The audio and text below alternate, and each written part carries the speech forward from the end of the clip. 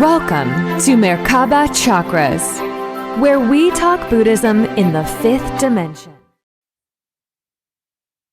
Welcome to another podcast episode of Merkaba Chakras. I'm your host, Vaughn Galt, and today we talk about our resistance to fully letting go of old traumas in our life, which may be holding us back in the third dimension and likely preventing us from ascending our consciousness up to a fifth dimensional frequency with author Miss Rachel Horton White of Tools for the Awakening Soul. So with that, Rachel, welcome to Merkaba Chakras.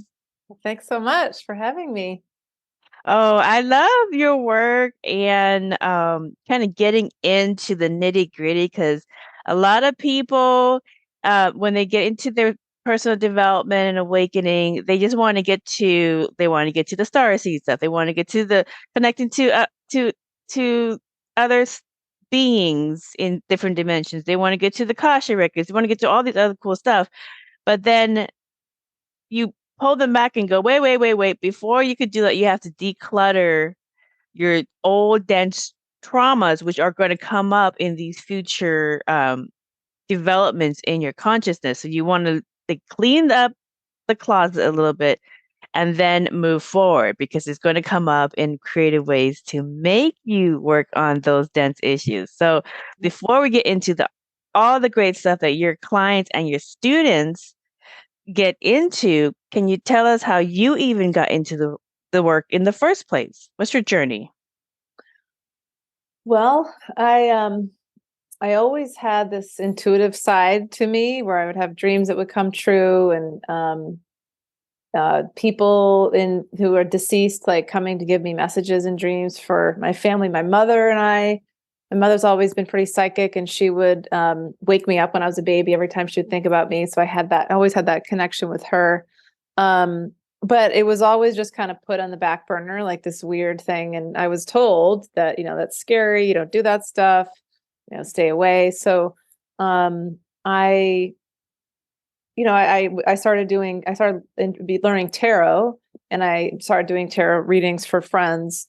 But through most of my life, I took a pretty traditional path. I went to college and I studied abroad in West Africa, in Senegal, which really kind of blew my mind and opened my mind to a whole new world. And I wanted to give back and be of service to people who were like refugees, immigrants, asylum seekers. So I did nonprofit work for a while, went to live in Mexico, taught English. And so I was doing this career of working in nonprofits.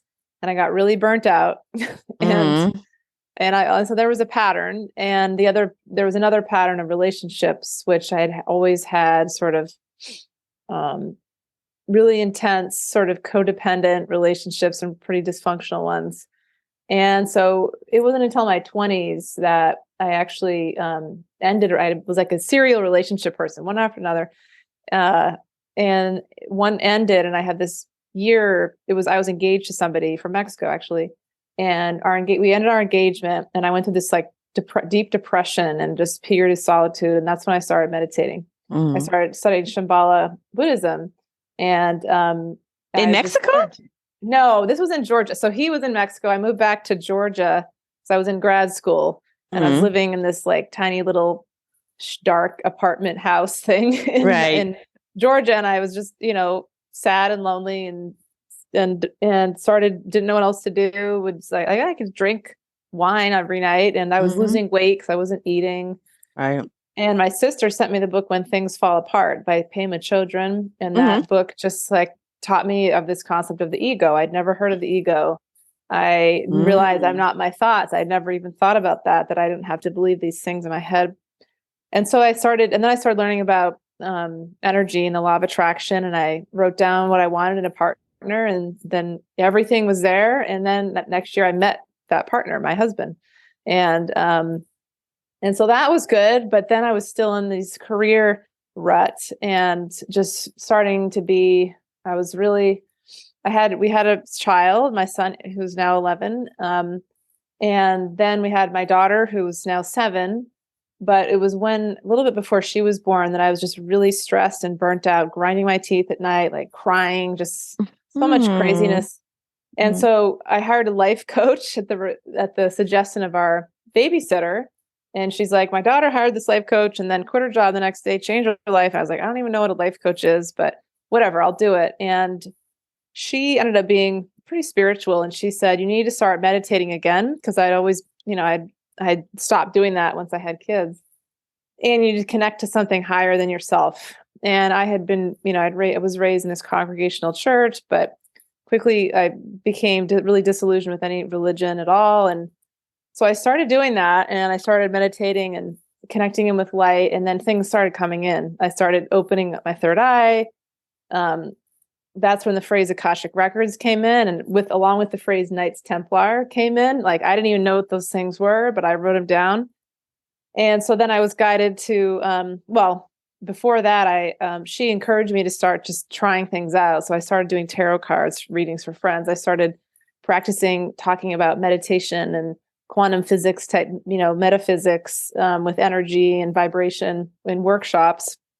Mm-hmm. And that's how I started this business, Soulful Work Intuitive Consulting. But little did I realize I was going to be guided into I thought I was just going to teach meditation in workplaces. And then I got an Akashic Records reading because that phrase came in, and it blew my mind. I was like, I have to learn this. Mm-hmm. So I learned how to read the Akashic Records from Linda Howe, who's a pretty well-known teacher. And that was like 4 or 5 years ago, maybe. Mm-hmm. And I do the readings now, and it just changed my life. And then around that time, I went back to school, I went to the Southwest Institute for Healing Arts, which is in Arizona. And I learned hypnotherapy, and I had already been doing a lot of angel work, Archangel Michael, a lot of angel connection. But hypnotherapy is what really helped me learn more about how to do past life regressions and help people really heal, like you said, from deep traumas. And so that, I was doing all this stuff in my own life, I'm doing a lot of writing. And so I started practicing this with clients, and then started noticing how I was working with people individually and what was helping them. And then after, I started thinking about it, but it took me about 6 years to finally put it all in a book. And that's what I did, like you mentioned, last year. And I worked on that pretty intensely for about 2 years of just, what am I doing with people? I do a lot of guided meditations. I put that in there, like the tools that I was using to help me clear away ego, quiet my mind, meditate, connect in with intuition, higher guidance. Right. Just go into the Akashic Records, connect with past lives, heal ancestral patterns, all that stuff, while taking action, while integrating, like you said, 3D, Right. moving from 3D into 5D. So, and here I am now. Well, that's awesome. That's awesome. So, I mean, one of the things that always comes up is people don't really want to look in the skeletons in the closet. They don't want to do that mirror work, that self evaluation, that self reflection, and because it requires a lot of tenacity to look at yourself and go, how can I be better in this? How can I work better? How can I set goals? What is holding me back from XXX? What is it about me that I'm scared of succeeding, or I'm scared of failing, or I'm scared of whatever? And it oftentimes goes back to unresolved traumas that we think we've grown up and moved on, but those hidden triggers come up in our lives later on when we're adults, and it's like, wait a minute, there is something that needs to be resolved, and this is what's holding you back from your next best experience. And so if you're going to be a conscious creator and a more higher frequency creator, you got to have no dense issues that's going to trigger you and hold you back, especially when you're challenged. So I have a series of things that is very common. First, how do unresolved old traumas manifest into illnesses in our bodies?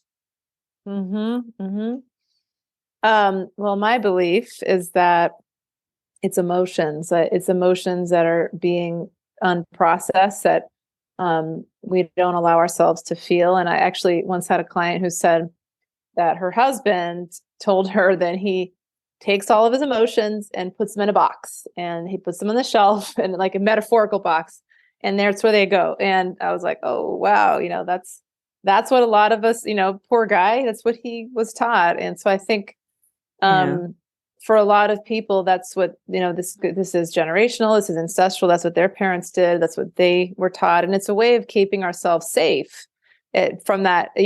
We learn it's learned from a young age. The inner child comes up with a way to survive, our family circumstances, which of course we choose at a higher level, our souls choose, but it works until it doesn't. It's like it works. It's the way of coping. Don't go there. Don't feel that, or do this thing to cope. And then, like you said, with illness, if we're avoiding some sort of trauma repeatedly, or some sort of thing that is, a conflict, a relationship with somebody, or, like some sort of sexual abuse or physical abuse, but the person's not allowing themselves to feel all the emotions that go along with that, anger, sadness, whatever it is, then it can get stuck in the body. And that's where, I think my belief is that, and this is actually, I don't know if you know Dolores Cannon, but oh yeah, I just went to the 2023 reunion for the QHHT in Kauai. We did the Lemurian beach ceremony of Kaya. I interviewed Miss Julia Cannon, and she was really, that's cool. That episode is published on Rokfin. It will be on YouTube in about a month, because YouTube put me on jail because I said the infinite C word. Yeah, I know you told me that. That's ridiculous. I just got a QHHT session today. I literally just had one. You're on your way. Yeah, I had received it because I do it. My work's it's similar but different. But with this woman Dagny St. John, who studied with Dolores Cannon, like she knew her. Anyway, so cool. So anyway, but one thing that that one of Dolores' clients said was that Jesus, that this is channeling like a past life, that Jesus was able to, he was healing all these people, and he was able to look at a person who had leprosy or some disease and tell if that person, if he was going to be able to heal that person, because if it was a karmic contract that their soul had chosen this disease as a way to learn from, he wasn't going to be able to heal it. He could help like ease their symptoms. But if they had created it through unprocessed emotions and stuck energy, then he could, because he could help move that energy. And it was just, and so that's pretty much what a lot of us are doing, is helping people move that energy through their bodies, which is, processing emotions, releasing them, working with light. Light does so much, but at a certain level, if it's karmic, then their soul has to go through that experience. Right. And I completely agree with you, because I found that in my work, working through quantum hypnosis as well, for like the last decade. And then my whole life working through different Buddhist modalities to kind of help people raise their frequency. And then we work on raising their frequency, and then they hit on something that triggers them. It's like, oh, that you have to work on resolving that issue. And the thing that people, and this is a very debated subject, is the subject of karma and karmic debt. Karma is just basically unresolved energy. It's just dense energy that you have to transmute. You have to resolve, forgive it, let it go, learn from it, grow from it, etc. All the different things that we talk about.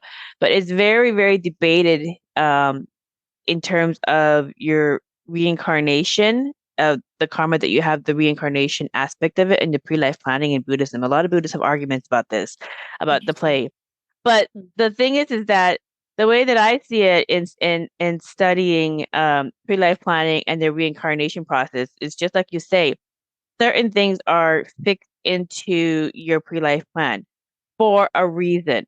Maybe it's something that's part of how you're going to jump into your work. So I'm giving an example of this. Susan G. Komen, the Susan G. Komen Breast Cancer Foundation, it's a charity. She's helped millions upon millions of women and people around the world because of that foundation. Had she not had her sister die of breast cancer and went through it with her, and gone through her sister's passing of breast cancer, she would have not have known and been fueled by that experience to start a foundation on behalf of her sister's legacy.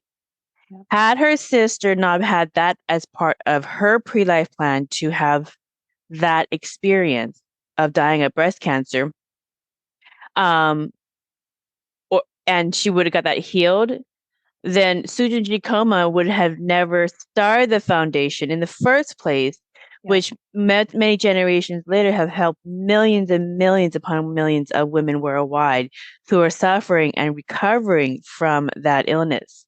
Yeah. That's the For way sure. to see karma that Yeah. is karmic debt that is pre-planned in certain people's life charts in terms of reincarnation.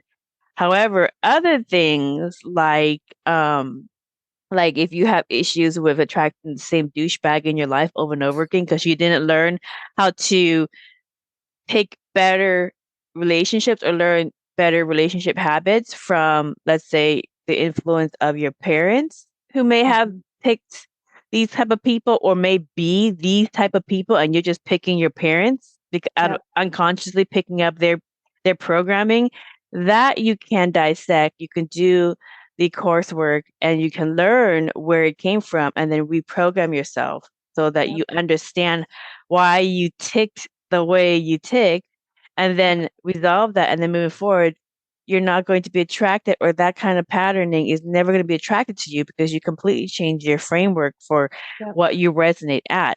That is changeable. And for most people, their old traumas that manifest in their bodies and in their life in different areas can be transmuted. Yeah. So that's the difference. I just want to make that very clear because it's very hotly debated in Buddhism as well. Yeah. That's it. It's interesting because I think about that too. And I think, we each come into each life with a set of lessons we want to learn and things we want to work on. And that's because in past lives, we didn't, we might've tried and it didn't go so well. Like we didn't forgive something, or we harmed somebody, or we harmed ourselves, or who knows what we did, but now, as we're going through this massive shift towards 5D, and we're breaking so many patterns just in this life. It's like crazy, for not only for ourselves, like from our past lives, but also ancestral patterns. And, I'm at, in the Akashic Records, there's such a gift that a lot of us, as light workers are giving to our families, to our ancestors, even if, there's no time, it's all the same in the quantum field, that we're helping them heal because of all the trauma they've been through just by making different choices and breaking those patterns. And, the timelines, it was going in this direction, like a river. There's always that great analogy of the river of life. And then we're like, nope, every sign, all the choices every one of my family has made that current go down this path, but it's not a great path. And I'm going to make a different choice, which is hard because that's where we get to be the black sheep, because everybody else in our family is like, what are you doing? You're different than us. Why are you making these different choices? But we're turning it to go in a different direction, which at first can feel like paddling upstream. But eventually, as our vibrations and the light we bring in, actually was just picking up on this today. When I was telling, regressed myself, our vibration can be strong enough with our light to help bring other people with us, bring them as many as we can, into 5D so they can start to ascend, and make it happen a little quicker so they can do it in this life, not in, hopefully. Exactly. Like in Buddhism, there's the concept of Anata Anika. It comes out of Hinduism as well, and Jainism. But basically, there's the ego. You have an ego in a certain level. When you look at yourself, you have an ego. You have a higher self. You need that polarity. You need that reflection point, a high and a low, kind of like the angel and the little minion on the other side, the mischievous one. But you need that duality to bounce back. Otherwise, you don't exist if nobody's looking at you. So it's the same kind of thing, right, left, up, down. So you have an ego, and it's just a matter of working with your ego to create through. But on a higher level in Buddhism, there is no ego. There is none self. There's no self. You are one and all. You are it. So it's just like when you look at your arm, you see your arm. You look at your leg, you see your leg. You see individual parts, and they are having their own functions. Your heart has its own function. Your lungs have its own individual functions. And when you look at it on an isolated level, yes, it's individual. But when you look at it on the macro level, it's one body. So we are all one body of the greater body of sorts, having our own individual experience as well as having one grander experience in samsara or in existence. And the thing that is interesting is that when you understand how you consciously create things and you work on these issues, you understand how you came up with these dense issues and you work on it, then you become more conscious creator of your physical reality. Then you start having dominion over reality because it's all based off a frequency and consciousness that you emit. The consciousness is just basically the programming, it's the intentions that you put out there.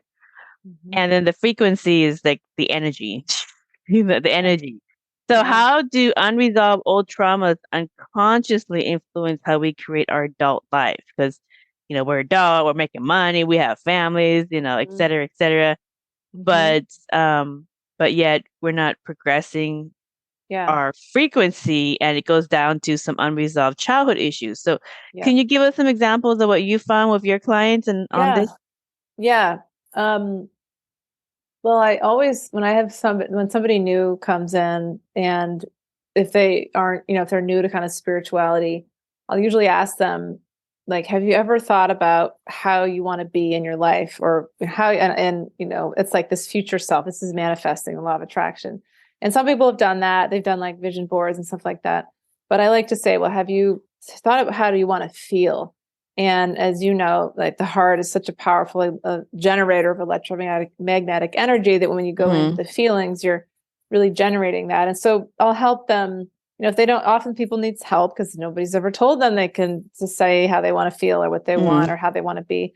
But that's, putting out this vibration, putting out this energetic form in the quantum field that exists. It's a timeline. It's out there. It's just waiting.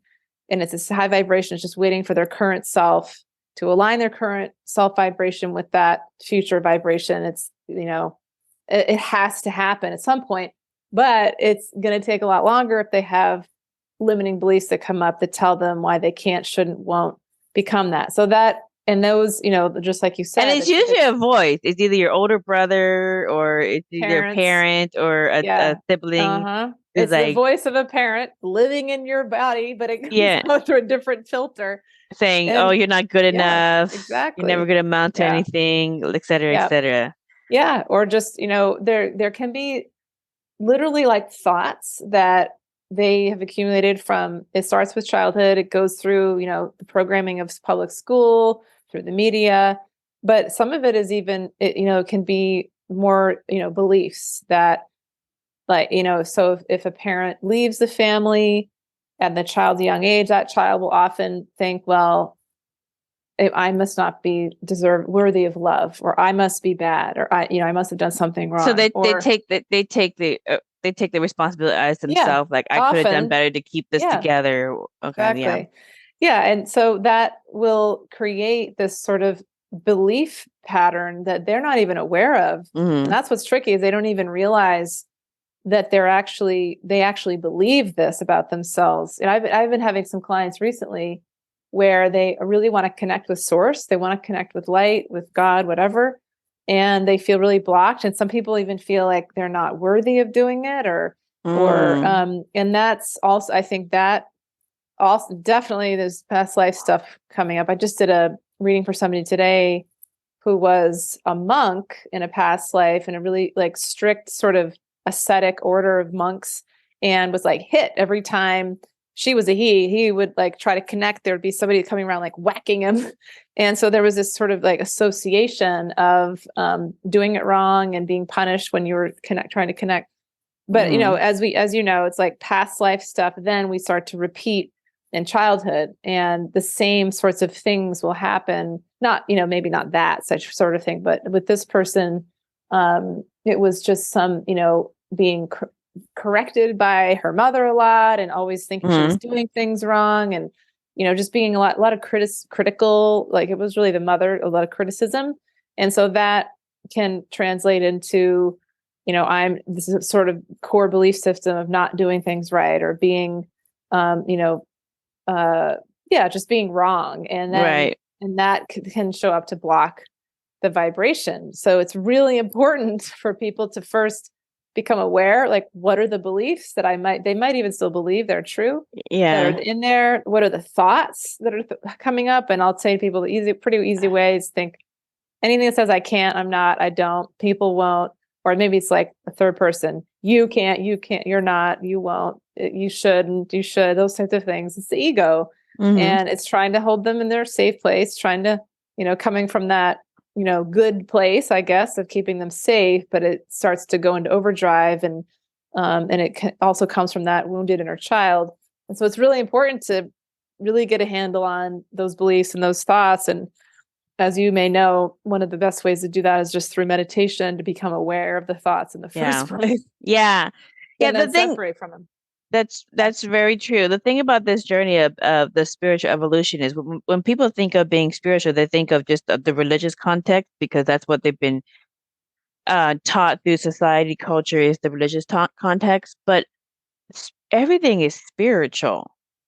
Everything. The chair, the shirt you're wearing, the air you breathe, everything is spiritual, because everything is spirit manifested, so that you and so that you can have the experience and engage with the experience directly. So it is all through the consciousness of yourself, everybody else, and also of the source itself in everyone.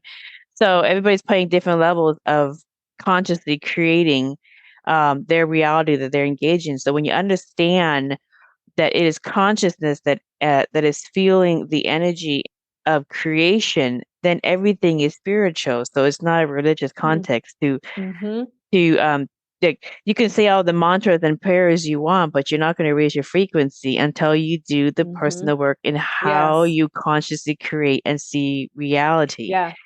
So that's like for some clients, just getting over the hurdle of, you mean for me to spiritually evolve and get to fifth dimensional and higher consciousness and frequencies and have dominion over my reality and have more control in how I consciously create and manifest things to experience, I actually have to work on myself right. and my hangups and my roadblocks.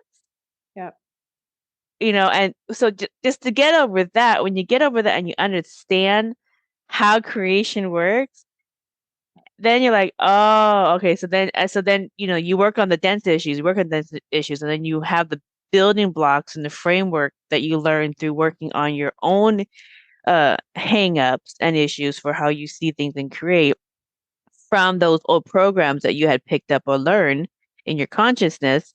Like you said, school, church, culture, etc., TV, whatever, all the different elements that are influencing you. And then you move forward, and then you don't just stop, right? You just keep doing it. Like as you go, like I'll give you an example. As I go along and I'm driving to the grocery store, I'll think of something, and then I'll have this thought like, wow, that's weird. Why did I think so negatively about that? Well, I wonder what's going on. And so then I'll think to myself, like, where did I get that thought about that thing that I had a negative thought about? That doesn't seem like me. So then, whether you can pinpoint it to a habit that you had picked up, or an influence you picked up in this lifetime, or maybe if it was something that's carried on from a past life, even if you don't even know where it's coming from, and you may not have the time to really do that research, what's the quick process for getting over it so that you can grow and move? Well, I always come back to meditation. I mean, it's like that's just the number one way to just develop the awareness of really everything, that you're not just your body, you're a piece of that source energy, you're a piece of that light within this temporary human vessel. And with meditation, then you develop this awareness, and you really develop, like you were talking about before, this connection with your higher self. And and your and then you understand, like, there's this ego part of who we are, and there's this higher self part of who we are. And that, it just really helps us get a bird's eye view on our life, and, move out of these like little dramas and situations we get in and triggers. And, I think some people get really frustrated with other people. A lot of it is relationships with other people. Certainly, that's what happened for a lot of us. But I've come to learn myself, and that anytime I'm having a challenge with somebody else and I feel triggered by it, that's a learning. Like, that's something that I need to look at, and I think I need to clear. And I really believe that spirit and our own higher selves, because we've created these circumstances for ourselves to learn from. That we're guided to these situations, and it's like, like you were talking about before, it's like, oh crap, I got to deal with this thing now. I thought I just worked on this pattern. Now there's another one coming up, and it's like the layers of the onion, that go. We go as you go through the onion, you get to the thickest, most innermost layers, and they are thickest, and they're the deepest things. I don't know if that answers your question. I was going to touch on something else you said, though. No, that does help, and a lot. So what I like to do is I like to provide people with simple tools to reprogram unconscious behavior that they've unconsciously picked up from many generations of bad habits that never served them. So I'll give you let's do a exercise to give people some tools that maybe they never learned before. This might be the first time they've been come across essential tools that they can use in their everyday life. So I'm going to give you a common trauma, and you let us know some tips of how to reprogram that. Sure, okay, moving forward. All So right. the first example, play a little game. The first example is childhood molestation and sexual assault done by a family member or someone close to the family. Yeah. That's a trigger for people. Yeah, I just worked with somebody the other day on this. I've been seeing this quite a bit.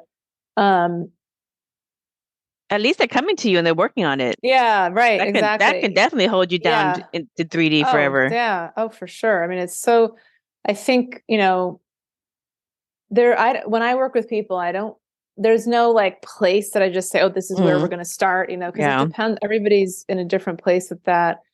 One of the biggest things it comes up with that is shame. And there's a lot of memory repression that comes up with that, because it's a way of, that their ego is probably keeping them safe. But, I just did this the other day, hypnotherapy and regressions. I did this, I've been starting to do more childhood, like inner child regressions. It can be really powerful ways to go back and like retrieve literally like fragments of that person at different in ages that separated from themselves. So often with sexual abuse, their souls sometimes leave their body. They're not even in their body, because that's how they stay safe.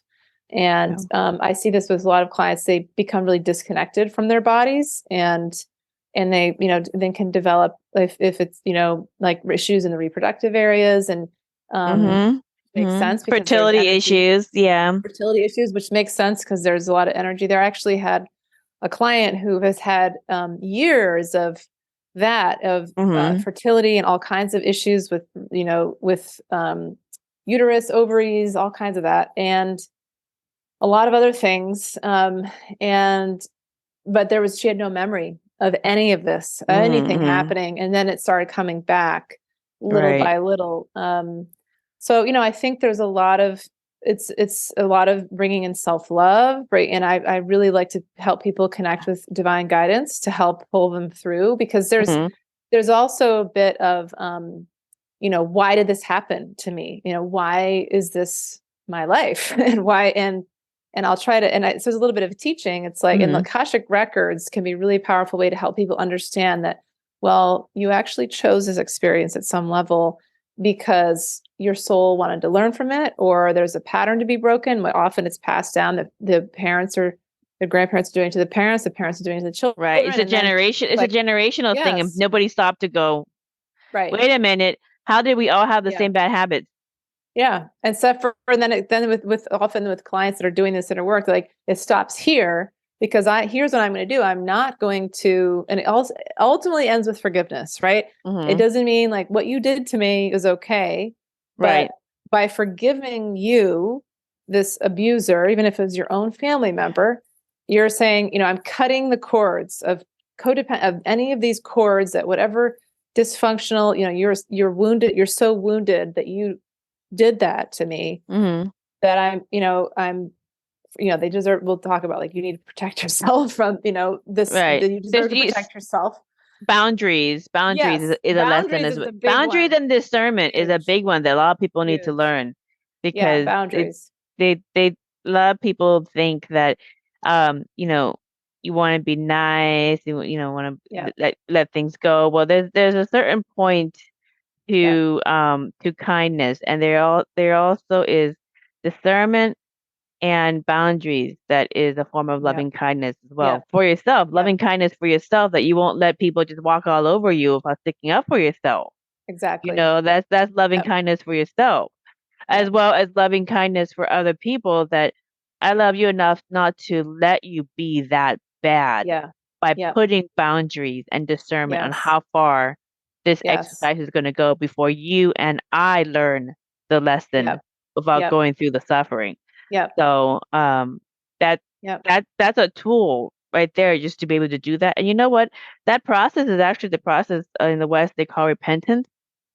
Mm. That is actually Mm-hmm. repentance, because you Mm-hmm. acknowledge what happened on both Mm-hmm. sides. You acknowledge what happened in your part. Even as a perpetrator, you acknowledge what happened, but as a victim, you acknowledge what happened, to Mm-hmm. not stick up for yourself. Let's Yeah. say, I mean, when you're like a little kid, Yep. obviously, but if you are older, like, and you are more capable and you carry Yep. this on, so there's boundaries and discernment. Yep. So in the basic idea, you acknowledge your part in it, and you make amends, which is like accepting it, what happened, forgiving what happened, letting the anger go, so it doesn't no longer Yeah. carry you, letting the anger go that it Yep. happened to you, and Yep. then setting boundaries for yourself, Yep. and And so then, that you won't carry this on to the next generation, yeah, and you right. won't let this happen to you Right. in another relationship in another way. Right. And this is so important, as I'm sure you know, the inner child, like really connecting with that inner child, because that little girl, little boy is just really confused, and there's so much emotion that goes into it. This shame, and there's the secret part of it. Often, with if it's family in the family, then it's often a secret, and so there's that throat chakra. Like, how can I Yeah. remember to Hmm. speak and or Yeah. feel safe, that it's safe for me to speak and share, but the inner child, so I have different guided meditations on my podcast, which is called The Courageous Path, on SoundCloud and iTunes. I just throw them on there, but I put up a few of them, and there's one that's specifically helping people connect with their inner child. And I mean, I like to bring in a spirit guide or just a wise, loving being to help you feel safe, to actually the inner child to feel safe, because sometimes they're really pissed off. Hmm. They're hiding, they're scared, they're sad, or they're angry. And so bringing in that guide to just really connect with that little child, like how do you feel? I want to know how you feel. Hmm. What do you need? And we can comfort them. And this is all in visualization. I do this obviously in guided imagery and hypnotherapy, but people can do this on their own too. Right. It's a little harder to do it on your own, but you can still do it. And just, imagine you're just comforting, you're giving that little child, in the case of abuse, the love, the protection, the safety they need. And really for all of us, they often just, there were needs that weren't met. And with that sort of abuse, it's a serious violation of trust. I mean, learning to trust anybody. Hmm. Um, but that our adult selves and our spirit guide can just sit with that child, and the emotions can be expressed, and then really what coming up with ideas of what would help that inner child, Right. continue to help the adult self heal and move forward is super, super, super, super important to really Right. bring that Right. integration in. Yeah, I've seen this as well with other clients where like there was this client that was like you can be like when people say you get triggered, something triggers you, and that shows that there's something inside you that you have to work on, that you have to resolve. Once you resolve it and you understand it and you grow from that, um, you can c- come across the same event and you will have a completely different response. You're Yes. not going to be Yes. angry. You're not going to be sad. You're not going to be you're just going to have a completely different response. That's when you know you've grown. Yep. If you still have the same Yep. triggered response, you haven't grown. Right. But if And I you think, come across the yeah. same thing and it's not, you don't want to like punch something, Yeah. you've You're grown. done. And we get these little, sometimes we think we set up little tests for ourselves. It's like, all right, Uh-huh. let me just see, like, here's that same situation again. And why is it happening again? Because I'm just going to see how I react this time. And it's The like, oh, universe I've will do evolved. that. They'll Totally. they're like I call them quizzes. Like Yes. they'll Yeah. give them It's like little little quizzes, quizzes, pop little quizzes. Yeah. pop quiz time. Let's see if you learn Yeah. anything. But that's another thing for people to understand. I'll give you an example of how some of these triggers are not always verbal. Sometimes they are triggered body reactions, but they're still triggered. So I had this client who works in the daycare. Wonderful person working with children. But for whatever reason, whenever she spoke to the parents, you she would close her eyes when she talks to you. Huh. She would close her eyes, but then as Wow. soon as she talked to a kid or she looked away, her eyes would be open and she would Huh. have a normal conversation. But whenever we talk to the parent, and Yeah. the root of that behavior, that trigger that showed up in the body as closing the eyes, talking to the parent, came from her childhood, but she could never look at her parents' eyes, Yeah. because she was always like getting disciplined or she didn't do something right, and Mm. so she was afraid of kind of owning up to that conversation with her parents because she was always disciplined. Wow. And so she grew up working in childcare, and then whenever she talked to the parents of the children, that would trigger the closing the Yeah. eyes to have that Yeah. conversation, Yeah. because it reminded her unconsciously of being the little kid that can't talk to her Yeah. parents and have a eye to eye conversation and level conversation. And so Yeah. that was something that she had to work on because that came up as one of the things that the daycare wanted her to work on because some parents were complaining, did we do something wrong? Why can't Yeah. she look us in the eye when she talks to us about our kid? Did we do something Yeah. wrong? And so that was one of her feedback. But that's where it came from. Once she understood that, and she, like you said, do the inner child work where you in meditation, you go back to that consciousness of that child who still exists right now in that time frame, because everything in source exists concurrently. So when you heal one thing, you heal concurrently the energy field of that person experiencing that right now. So Yeah. when she did that inner child work, the very next day she was like, I'm gonna talk to some of these parents. And Yeah. she looked them straight in the eye and had a great It's so conversation. amazing. So And but that's, yeah. triggers can Eh, show up on bodily Yep. reaction too. Yep. Yep. And that's That's, where, I think people have, sorry, the people have, mhm. like, we set goals for ourselves and we want to do, like, I'm going to go do this, or I'm going to, and then we don't do it. And we wonder why. It's because there's that subconscious part of us that isn't on board, that may not feel like it's safe. It's often, that's that deep inner child. And of course, we want to, like, comfort and work with the inner child and hold him. But until we, like, really connect with that part and be like, what are the unmet needs, and resolve those Mhm. needs. That's why I think so many people, the New Year's resolutions don't work, because their subconscious mind isn't on board. And so it really does take getting into that altered state of consciousness, through meditation, through guided imagery. You can do it through writing. And I put some of that stuff in my book, because writing works, especially with handwriting, because it starts to channel the right brain Mhm. and intuition. But it can be really, it can take, and also I think it takes time. I think we all are taught to, like, give me a pill, make it get better. Let me get through resolve all my crap. And, it takes months, years. So Yeah, yeah. you have to start doing the work. This is funny that you mentioned pills and medication. There are a lot of medications that are not being produced anymore, or really cut down in supplies. So if you're using medication and relying on certain medications for your psychological wellness, and there's a short supply of it, um, maybe it's time to start doing this work on yourself. Yep. Maybe Yep. it's time. Here's Yep. another exercise, another example. Okay, so being disciplined as a child through violent beating. What are your Mm-hmm. tips on how to reprogram that unconscious, you know, Yeah. be going on in the background? Yeah.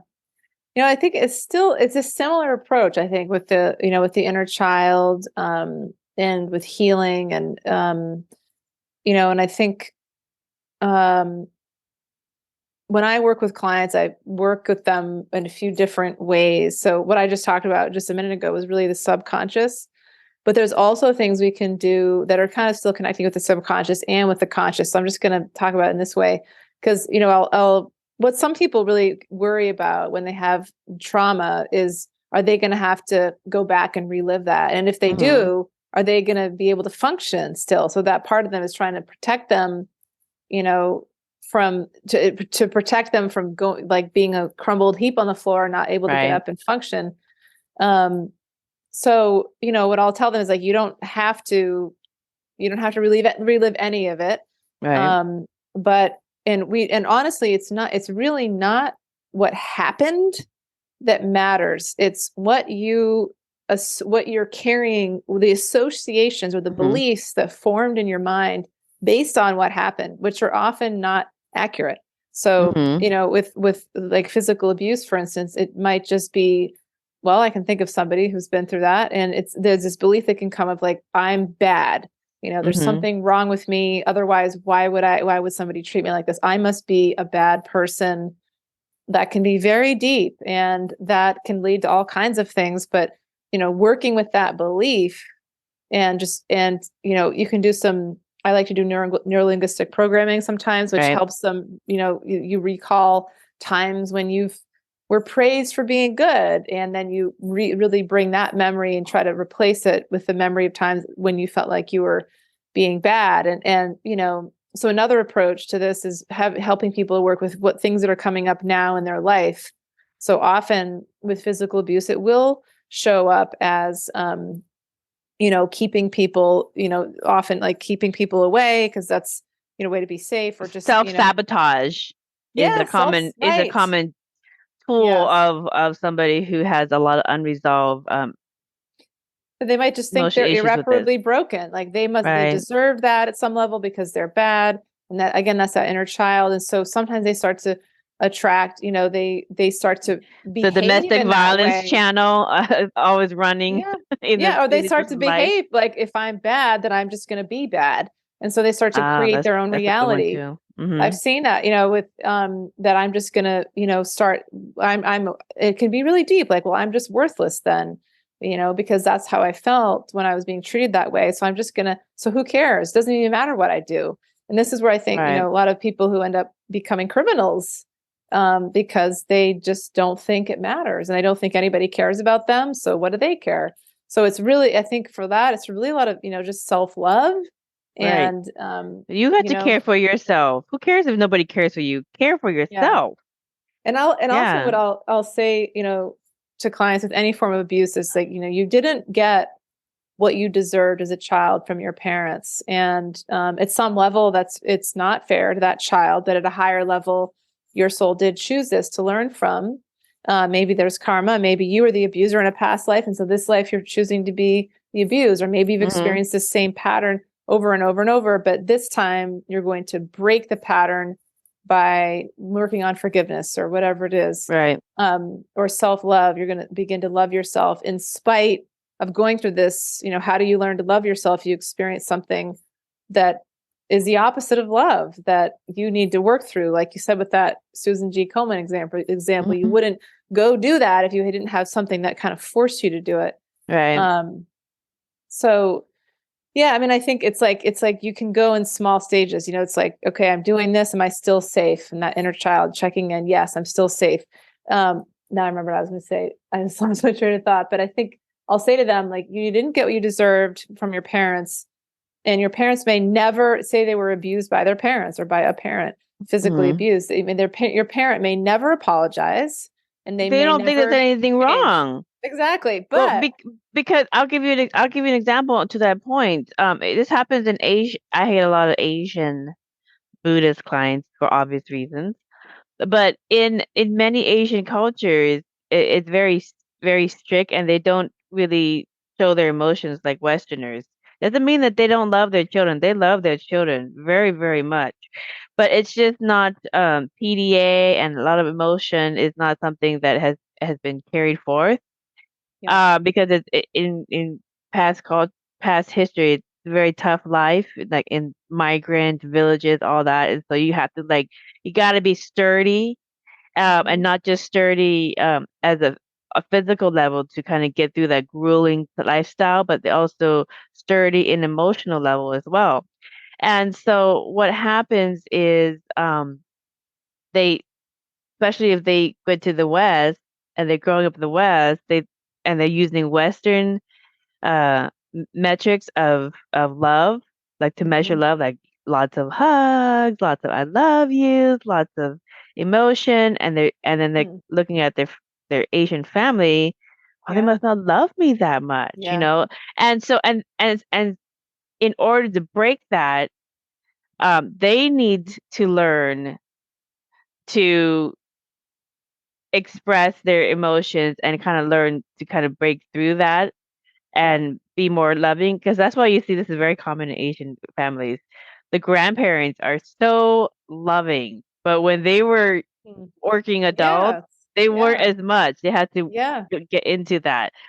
So it's a matter of reframing, retraining, and breaking that cycle. Once you learn to break that cycle, everybody in the family learns from you, because they're like, 100%. oh, Yeah.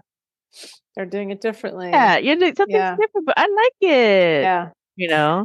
One of the things that I just, with parents, I think that's always a big thing for a lot of us, is just healing with our parents and with people that we don't understand, and like, why are they like this? And I think one of the most important things we can do is just try to understand, why is this person like this? It's not that they don't love me.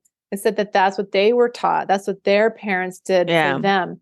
And that's all they know. And so, developing that sort of compassion and understanding and empathy can really help us to move towards that the F word, the forgiveness, which is really You're not going to be banned for saying the F word. I know, right? But that, and I think, ultimately, really, forgiveness is just letting it go. It's like, I'm not going to expect you to be anything other than you are. You may not be capable, or your soul might not be ready to move to this higher state of consciousness in this life, but you're working on it. And and what I was going to say before was that it's like the parent may never be able to give that child or the adult any what they deserve from a parent, but they can get that, and that inner child can get that need met from a spirit guide, from guardian angel, from a deceased loved one that serves as that, or their own like higher self or current adult self, that just comfort from somewhere. And I think I have some clients who can struggle with that idea of, like, they can sometimes say, well, I don't have anyone in my life that I really feel loves and cares about me. And they probably do have somebody, but they may think they don't. But then we'll be like, well, you have your spirit team. You have this. And honestly, at that subconscious level, even just visualizing that support, or, visualizing, or whatever, some people have different senses, feeling it, just connecting, and you can still get that need met, and that healing can happen. Well, one of the things that's taught in Buddhism, that the best thing that you could do for the universe, the Lord, the main Buddha, whatever you want to call source, is to have loving kindness for yourself. It's not narcissism, okay? This is self love, to care for yourself, to feed yourself good thoughts, to put the work to provide yourself a comfortable home and nurturing and good food and good health. That's self love that's appropriate self-love, not the narcissistic that you need everybody to, validate you. That's two separate things. But that's the Yes. best thing you could do is to take care of your temple. And when you take care of your temple and you take care of yourself as a reflection of source in body, God in this body particularly, then what happens naturally is you radiate this energy that attracts like energy. So it's not long before all of a sudden you find yourself in a relationship that's very loving. The person's very a great match with you, and before you're not alone. Yeah. There are people who are just they radiate such loving energy for themselves and for everybody else that it's almost impossible for them not to be loved by other people or to attract others like them. So just keep working on that self-love, and your reality will mirror back to you what you are. Absolutely. Yep. And Okay, here's another. Go ahead. Yeah. No, I was just going to say that's a whole. When I do sometimes I get Akashic Records readings, or somebody comes for an Akashic Records reading, and they really want to know about a relationship they're struggling with, or why are they having a hard time attracting their soul partner, and it always comes down to that once you love yourself, then you're going to give out that vibration of I am worthy of receiving love, or you can start to receive love, and you start first by you bring into that vibration of receiving, and then you're literally giving off that vibration, and because that's a law, like finds like, and that can be really hard for people to understand. And I think there is, when I first started diving in really to like the spiritual, intuitive, psychic world, I had a few clients, and I don't attract these clients anymore because anyway, I just don't. People just would say, tell me what I'm supposed to do. Like, tell me what's going to happen. Like predict my future. What am I going to meet my soul partner? Am I going to meet my soulmate? And I would have to, in the Akashic Records, it's like, well, that depends on you. If you're going to work on, healing, doing your inner work, if you work on reframing your thoughts, healing with your inner child, and all of that leads to a loving, raising your vibration to that of love, like we were just talking about, then you could. But a lot of people are still, there's that sense of disempowerment that I think is still, it happens in even the spiritual world with, psychics. As many of them are good, but some of them aren't good. And it's like people just think, oh, this is what's going to happen. This is what's predetermined for me, where yes, that is part of it, but there's also free will, and you make choices and you can change. Right. Well, you attract the timeline that you are. I mean, like in Buddhism, the future is just probabilities. That's it. The future is not set. It's just probabilities, because everything exists concurrently. The past, present, the spirit world, everything exists concurrently. And so if you work on your hang-ups and your roadblocks to understand why you keep manifesting certain things, because you have unconscious programs that you have yet to resolve and grow and let go and forgive, all this work to understand them so you can grow and move on and not continue to manifest the same life lesson over again in different ways, then you completely change your energy field, and therefore you change what reality you attract to yourself. You change the type of people that you attract to yourself, the type of career that you attract to yourself, the lifestyle you attract to yourself, because you're no longer in the frequency that matches what you were going to experience if you did not do this healing work. So let me give an example for how people. One of the things is one of the next exercises is growing up in poverty and always hungry. Okay, so if we were raised in poverty, and you didn't use the opportunity to grow and to work on yourself and to develop skills, and all on and on and on to work yourself out of poverty, then you have a very high probability that your future is going to be more of what you are, more poverty, less opportunities. But if you acknowledge that, okay, I come from not very many opportunities, but I'm going to learn different skills. I'm going to do good in school. I'm going to align myself with people who are like-minded, that is interested in pursuing self-development, interested in pursuing things that are interesting, then you have a high probability that you're going to probably get into a reality and experiences in your near future where you attract these opportunities that you have to pick from. You attract better careers, you attract better type of friends, you attract a better companion as well, just because that is the circles you run with, because you completely changed your trajectory. That's why the future is always probable. So it depends on what your frequency is at this current time. If you do nothing, this is what part where you're going to happen to get. If you do something about it, then you completely change it. So let's do another example. Being raised by parents who use alcohol and drugs to cope.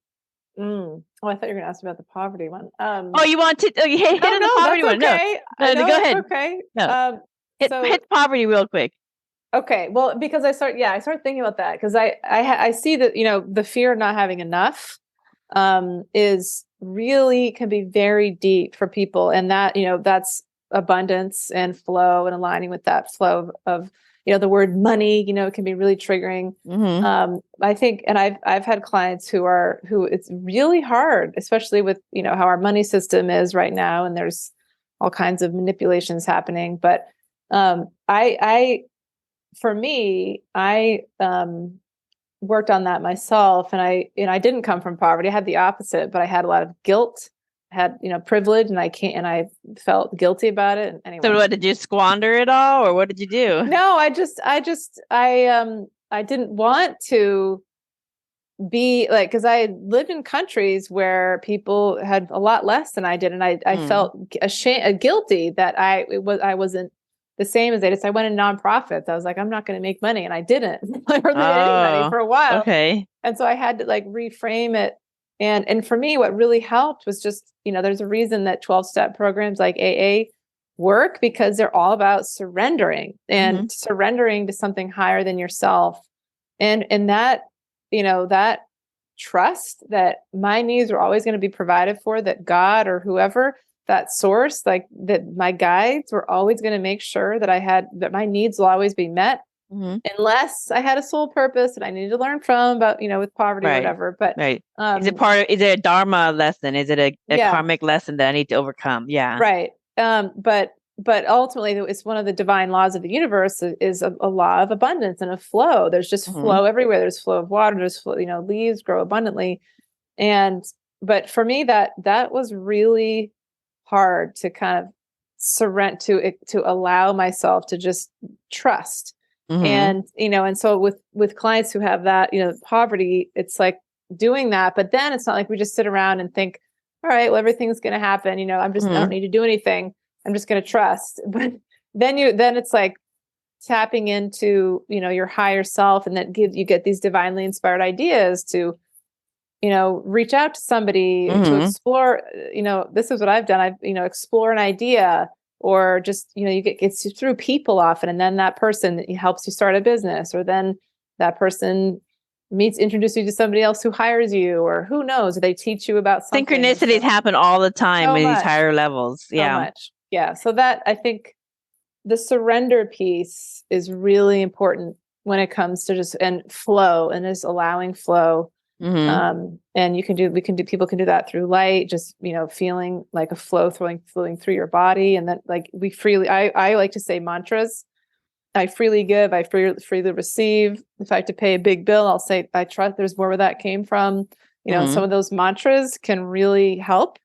You know, anytime I think, oh, I can't afford that. Don't ever say that, you know, or I don't have enough. You know, we want to reprogram our words we say out loud. And I know people who say these things, and I'll be like, oh God, and I hear them say it. And like, they're starting to create. Our words have vibrations in our thoughts. So anyway, what you say is as you wish, you wish. Exactly. So here's alcohol and drugs. Yeah. So being raised by parents who use alcohol and drugs to cope. Yeah. So what do you want to say about that one? You know, I think people, you know, anybody who's using alcohol or drugs to cope is there's some pain. There's pain that they are not willing, or they don't feel like they're able to deal with. So they're numbing it. It's like a numbing. But for the child who it grows up with parents like that, it becomes more like neglect. And it's like the parent's not present for them, or they're in an altered state of consciousness. I have a client who had a mother that he didn't even realize that she was basically drunk all the time. Oh, okay. But he didn't know. Until his friends came over once and said, "Why is your mother drunk?" And he said, "What do you mean? She's always like that." And then he realized that she was just always drunk, always. And he didn't really want to be around her. It brought just a lot of it. It was all comes back to the same sort of thing. Like this really, that love, that feeling, does this my parent not love me if they're not, able to really connect, and they're so disconnected from themselves. Right. When you're using these substances, you're not, your vibration is low. They could be attracting low vibrational, attachments, things like that it's that person is not really fully in their bodies. So I think, I would say it's all the same sort of approaches, of helping somebody get, like, what are the thoughts, what are the beliefs that are coming up, connecting with that inner child. Of course, sometimes addiction gets, passed down. And then if that person is engaging in that as well, because it's learned behavior, it's like, I have I have a problem in my life. How do I deal with that problem? I drink so I can numb it, or I do whatever drug so I can numb it. It's teaching them first to be like, to learn how to feel there and feel safe enough to feel their emotions, and to really, that can be a real learning experience for people. And that bad emotions are not necessarily bad. They have information for you. What does that emotion want to say to you? It has a message. Yeah. It's a trigger. It's a trigger. If you get a bad emotion about something, it's a trigger. So triggers are not bad. They're just cues that, all right, there's some work to do here that you have to do. Okay, here's a big trigger for people. Growing up with absentee parents who were never around. This is very common because parents are working longer hours, and both parents are working many times. So and you still have a childhood to do as well. So absentee parents.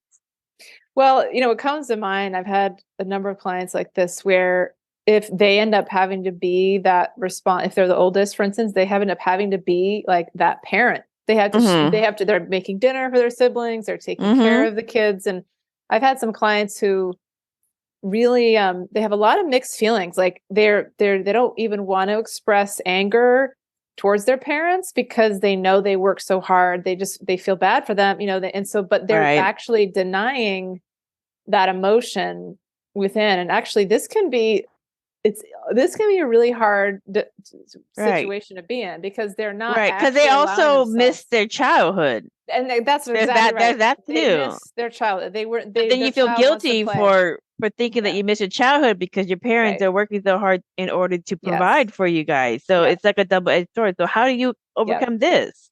Well, it's like help them do like play.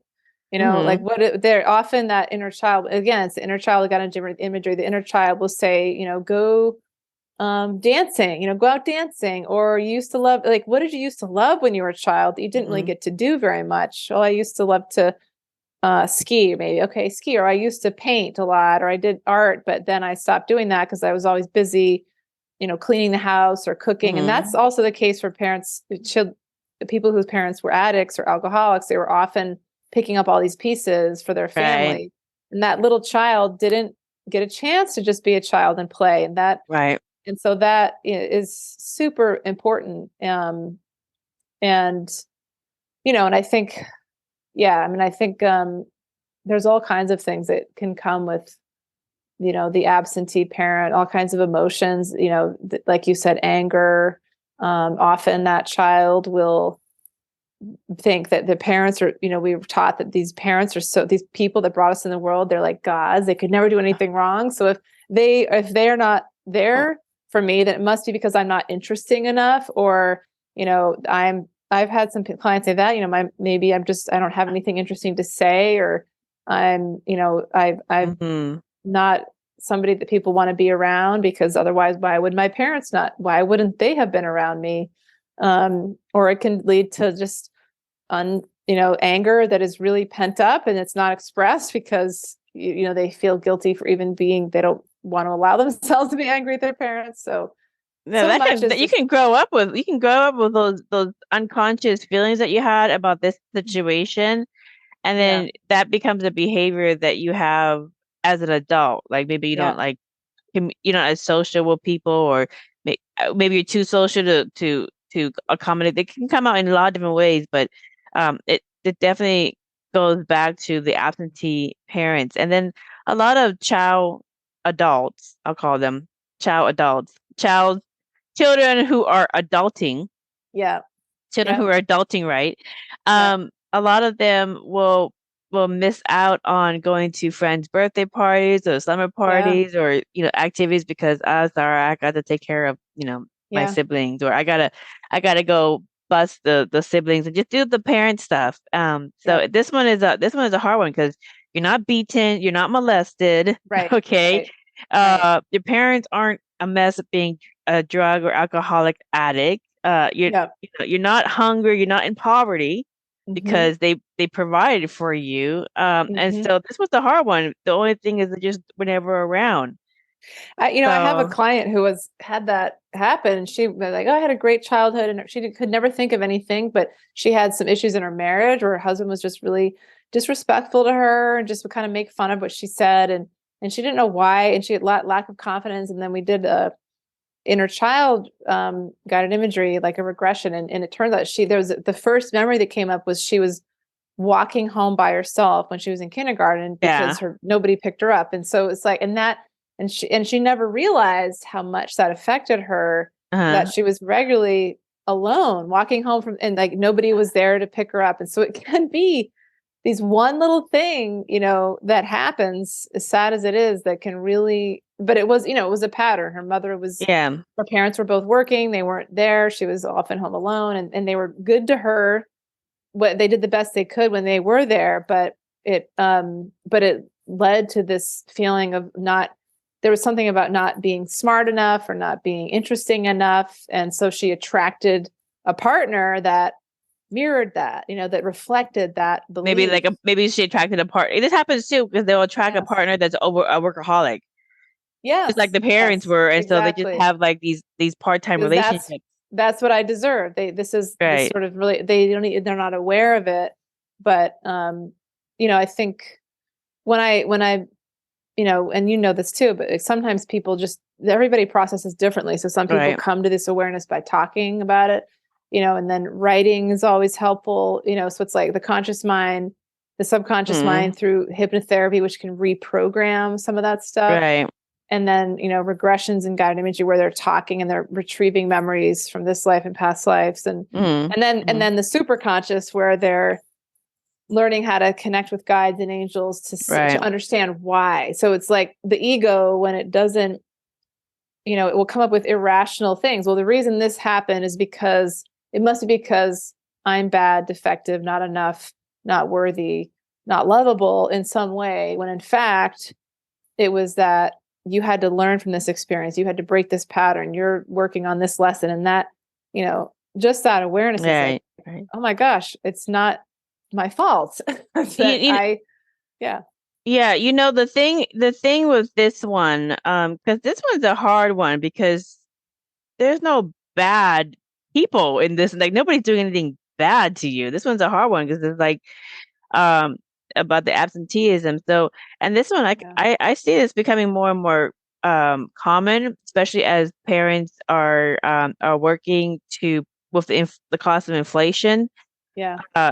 As parents are working more and harder to provide basics, and so children are going to be children. They don't understand those higher levels quite yet, but they understand, gosh, you're just I feel bad making you feel bad about not being there for me. So how do we supplement Yeah. having that support? So this is what I've told some of my clients who've had this obviously they resolved it, they forgive it, they let it go, but so that they don't continue to repeat it in their life with their children.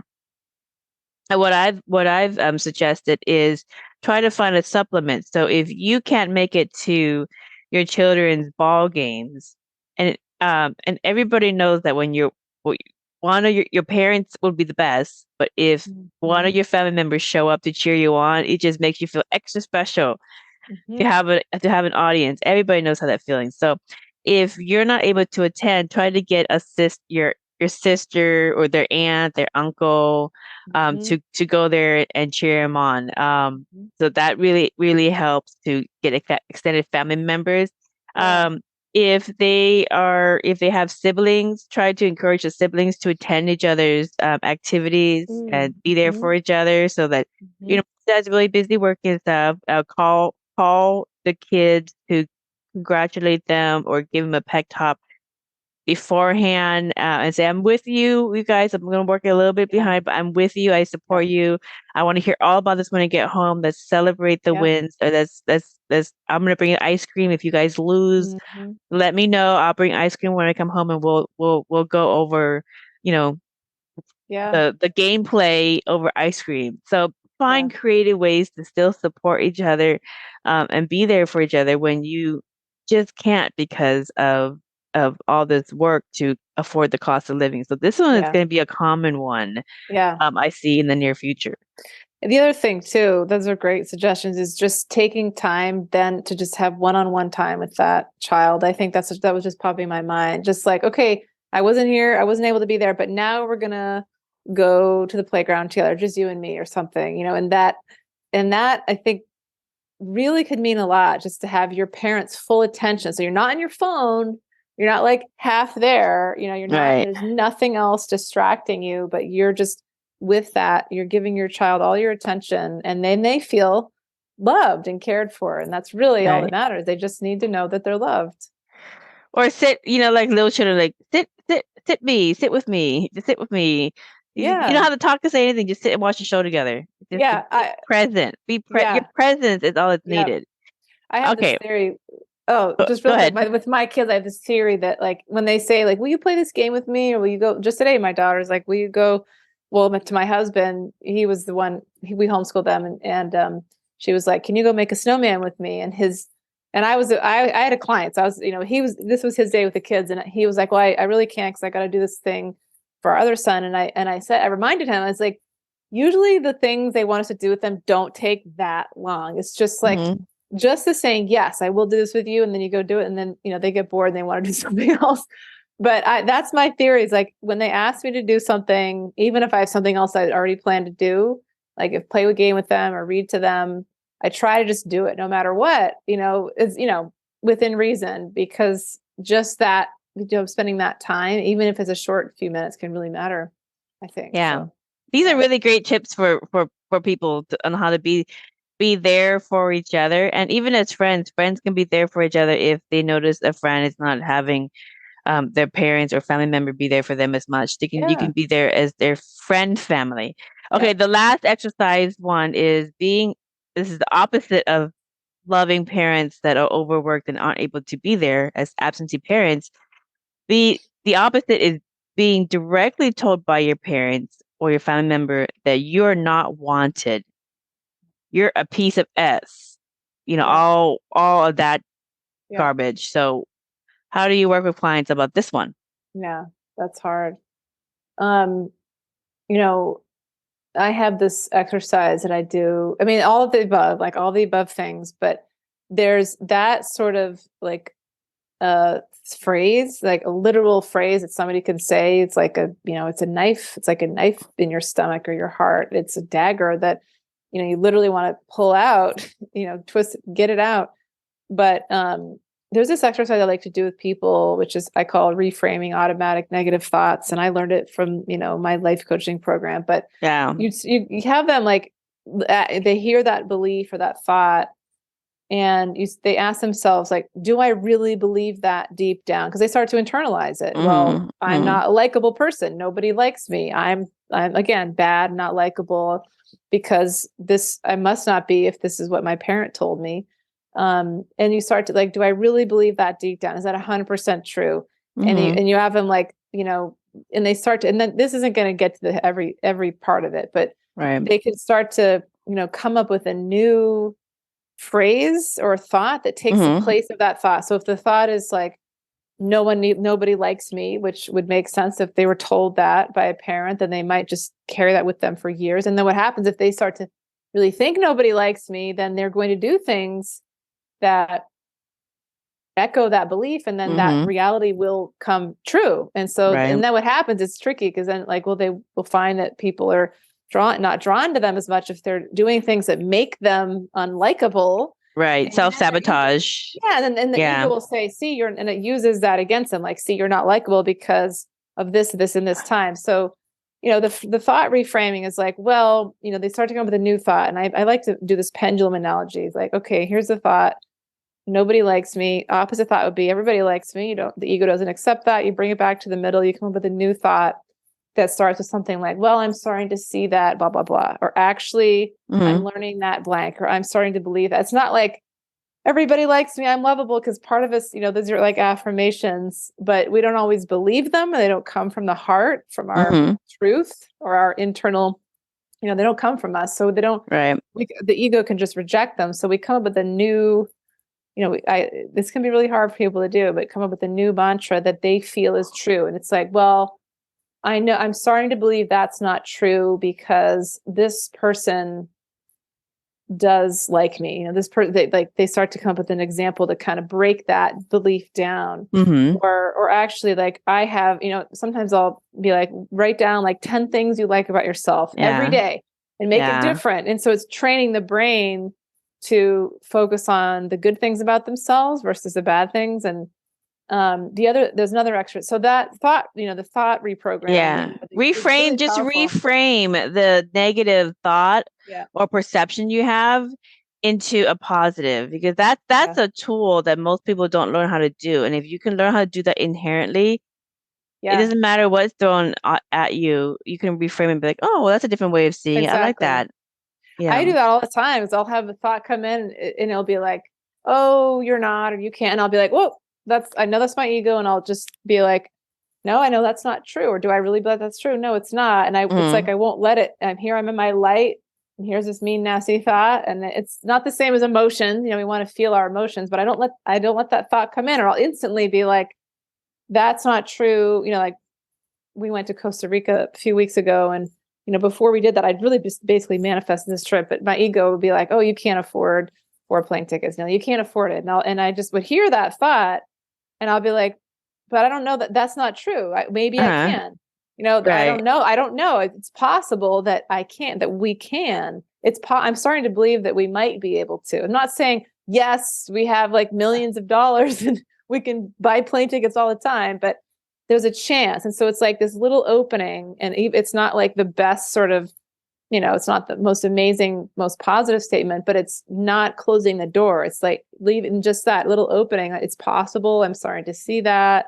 I'm learning that, that with the likable thing, it's like, I'm starting to believe that there are things about me that other people enjoy, or that there's things that I have some friendships that whatever it is. And then I'll say to them, right, okay, now you have this. And if you really feel it in your heart, sometimes you need to tweak it. And then I'll say, put it in your phone as if it's an appointment to yourself. So it pops up like every day. So you see it, write it on a Post-it note on your bathroom mirror or wherever. And so you start to see it, and it starts to reprogram your thinking. So you don't allow, and you don't allow those ones to come in. And it's super, super powerful. Yeah. I like that. You could do that. You could do the reframing exercise on almost anything. I actually used it. It's funny, you were in Costa Rica, I was in Kauai for the QHHT reunion. But going into it, we hit some turbulence on the plane, and my husband, even though he works in aerospace, he's like, oh, he got a little nervous. And I said, just close your eyes, and I do this like light touch to kind of like distract. So Yeah. I like just close your eyes and imagine this big archangel picking up the plane, holding it, and then the wings just kind of nicely gliding and stabilizing Love it. that. And this huge like a point of other angels in front bracing the wind, and just it's going to be nice and stable all the way through. And then it became nice and stable, and we went through just fine, and we landed. It was one of the smoothest plane Yep. trips after that he's ever Yep. had. And I was like, that's all it takes. That's all it takes. It's Just absolutely reframe the right. negative into something positive, whatever you Yep. can imagine. Yep. But Yep. that's a really good exercises, really good tools to help us in our lives. Okay, so I really hope that these exercises that you gave people help them reprogram old traumas.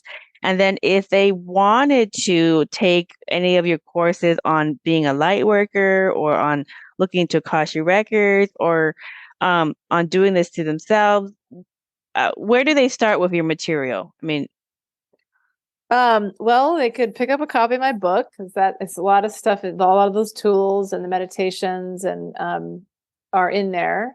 And obviously, then of course, or they can go to my website. So I have some free stuff there. I have different meditations, and I'm actually teaching a live Akashic Records class, teaching people how to read the Akashic Records in the end of March, which I don't know, maybe it'll be after people hear this, but I regularly teach that on an ongoing basis. And I have a few courses that are like self-paced course on how to communicate with angels. And just that's a good there's one. another one. Yeah, I love, so powerful, like your story that the angels shift energy in powerful ways. And just about how to do all the stuff we talked about. There's another course, develop your intuition, which is just clearing the third eye and, and clearing the ego and learning how to connect with spirit through vibration. But yeah, I mean, the book definitely has a lot of that stuff. And then every year, I just started this a few months ago, but once a year I teach, other light workers, people who want to do this work like me and you, how to do that. So it's like, it's a intuitive guide certificate program, and I'll teach them all the things that I do, most of the things. We don't get into hypnotherapy and regression yet. That'll be like part 2, but that's it's an intensive program that I love doing, like teaching people to carry it forward and keep sharing the light, because people need help. We need all hands on deck. Yeah. As many people as we can. Yeah. And speaking of all hands on deck, what is the last message do you have for builders of fifth dimensional Earth? Last message. Well, it's a hope that we are moving there. Some people, I think, are really scared of like some of the dystopian things they're seeing. The people who think they control things, or the 3D matrix is pulling out all these stops to try to keep us in fear, that it's not going to work. Like I really believe that all that stuff is just, we're moving into 5D. We're already there in a lot of ways. And some people think like, oh, I'm just going to wake up and be in 5D, but it's a gradual process, and it's through our individual work, like all that we were talking about. And so just to keep hope, that just keep doing what you're doing. It's working. Keep connect, the spiritual connection with light is super important. And that's how we remember that we're one with each other, and that we're one with the earth and one with the animals, and we're all one. And when we understand that, and that we're just here having this temporary human experience, like Earth School, then we can start to let go of all that stuff and just, start to live in that feeling of oneness and presence and flow. And it's a process, but it's possible. And that's what it's going to be like. The more we do that, the more it's going to start to be like that. Yeah. So maybe instead of connecting to certain bandwidths, connect to infinite G. Yeah, exactly. Right. Yeah. The Christ consciousness within you. Right. Connect to source is infinite G. Yeah. Well, Miss Rachel White, thank you for helping us reprogram old traumas that hold us back in our spiritual evolution and provide us simple tools to grow in our fifth dimensional consciousness and, of course, 5D Earth. So for more information about Miss Rachel White's offerings, please visit her website, which is soulfulworkconsulting.com. It's in the show description as well. And thank you kindly to our listeners for listening to another enlightening conversation. Until next time, blessings. Blessings. Thank you.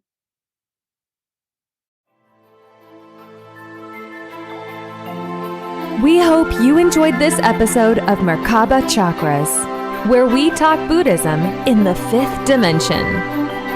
For more information about today's guest, please go to the show description. For more information about Vaughn's metaphysical work, please go to merkabachakras.com. The views expressed today are for entertainment purposes and do not necessarily reflect the views of the host or replace any medical or legal advice. Don't forget to subscribe for more interviews about the 5th dimension. Until we meet again, blessings.